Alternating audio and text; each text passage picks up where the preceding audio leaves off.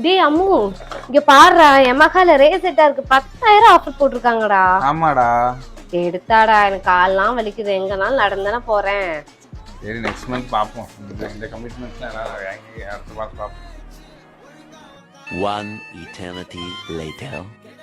நான் போன மாசமே சொன்னேன்ல அவன்கிட்ட, எமகால ஆஃபர் போட்டிருக்காங்க வண்டி எடுத்தான்னு. ஒன்றும் பிரச்சனை இல்லடா, நம்ம இந்த மாசம் வண்டி எடுத்துக்கலாம்டா. போன மாசம் ஆஃபர்னா இந்த நேரத்துக்கு நான் ஒரு 10 saree எடுத்திருப்பேன். அந்த ஆஃபர்ல எனக்கு என்னென்ன வேணுமோ எல்லாமே வாங்கிருப்பேன். முக்கியமா பார்லர் போயிருப்பேன்.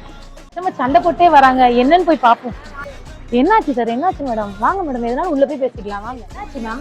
ஒண்ணும் இல்லைங்க, போன மாசம் ரேசெட்டர் ஆஃபர்னு இன்ஸ்டால பார்த்தேன். அப்பவே இவனை வாங்கி கொடுக்க சொன்னா வாங்கி கொடுக்க, இவனால எனக்கு 10,000 நஷ்டம் ஆச்சு. அதனால நான் என்னெல்லாம் பிளான் போட்டேன்னு தெரியுமா? மேம், இந்த மாசமும் அந்த ஆஃபர் கண்டினியூ ஆகுது மேடம். என்னங்க சொல்றீங்க? நீங்க உங்க ஹஸ்பண்டுக்கு தான் மேம் தேங்க்ஸ் சொல்லணும். அந்த ஆஃபரோட சேர்த்து நம்மளுக்கு ஜிஎஸ்டியும் கம்மியா இருக்கு மேடம். அதாவது இந்த வண்டிக்கு 28% இருந்த ஜிஎஸ்டி ஆனது 18% கம்மியா இருக்கு மேம். அதாவது இந்த வண்டிக்கு 10,000 ரூபாய் ஆஃபர் போக 18% ஆன ஜிஎஸ்டி தான் மேம் வரும். வண்டி எடுக்கிறதுனால டபுள் ஆஃபர் மேடம்.